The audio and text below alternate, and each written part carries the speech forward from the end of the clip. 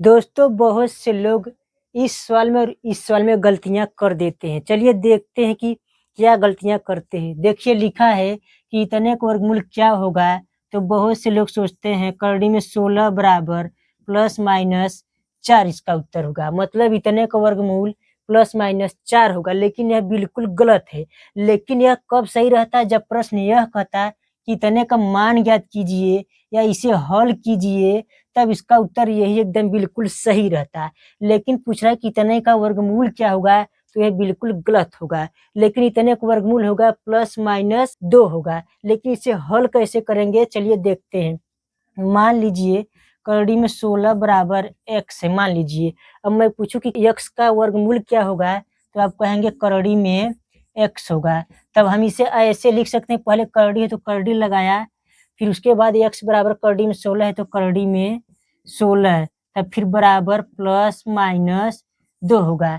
मतलब प्रश्न यह कहता है कि इतने का मान ज्ञात कीजिए या इसे हल कीजिए, तब इसका उत्तर प्लस माइनस 4 ही सही होता है।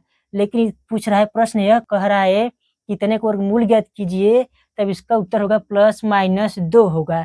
लेकिन कभी कभी परीक्षा में प्लस 2 न देकर माइनस 2 भी दिया रहेगा आपको फंसाने के लिए, तो माइनस 2 पर उत्तर टिक लगा देना, बिल्कुल सही रहेगा। अब चलिए देखते हैं इसमें लोग क्या गलतियां करते हैं। देखिए, यदि मैं आपसे पूछूं कि इतने और इतने को जोड़ेंगे तो कितना होगा, बहुत से लोग सोचेंगे कि 5 5 10 और रूट सेम है, रूट टू है तो रूट टू उतार देंगे। सोचेंगे 5 5 10 हो गया, करड़ी दो तो एक करड़ी दो उतार देंगे, सोचेंगे हल हो गया। लेकिन ये बिल्कुल गलत है। इसका मतलब है 5 गुणे करड़ी में 2 या 5 गुणे 2 के घाते 1/2।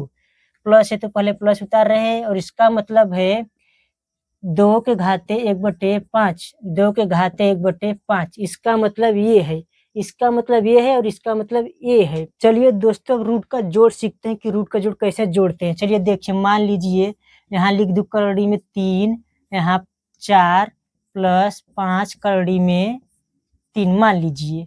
अब देखिए यहाँ स्क्वायर रूट 3 है, स्क्वायर रूट 3 है, मतलब 4 गुणे करड़ी में 3 प्लस 5 गुणे करड़ी में 3 है। अब देखिए, मान लीजिए करड़ी में 3 बराबर x मान लीजिए।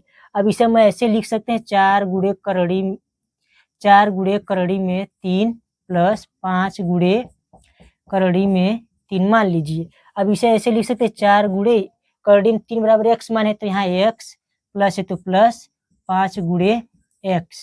अब दोनों में x कॉमन है तो x बाहर ले लेंगे, तो 4 है तो 4 प्लस है तो प्लस 5 है तो 5। तब ये हो जाएगा x गुणे 4 और 5 9 बराबर 9 x बराबर 9 गुणे x का मान कितना है, करड़ी में 3 है, करड़ी में 3 बराबर 9 करड़ी में 3। इसका उत्तर हो गया। चलिए अब एक और देखते हैं। देखिए सबसे पहले करड़ी में 20 है, करड़ी में 5, मतलब यहाँ 2 छिपा, यहाँ 2 छिपा, मतलब देखिए अब।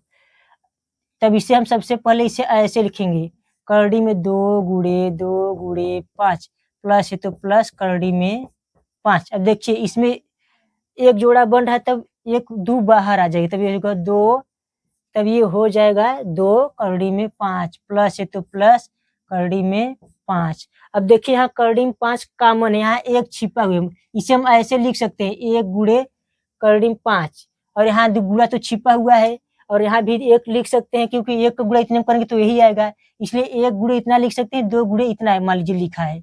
अब यहाँ करड़ी में 5 कॉमन हो जाएगा, तो ये हो जाएगा 2 प्लस 1 बराबर करड़ी में 5 गुणे 3 बराबर 3 करड़ी में 5। इसका उत्तर यही है। चलिए अब अगले वीडियो में फिर देखेंगे।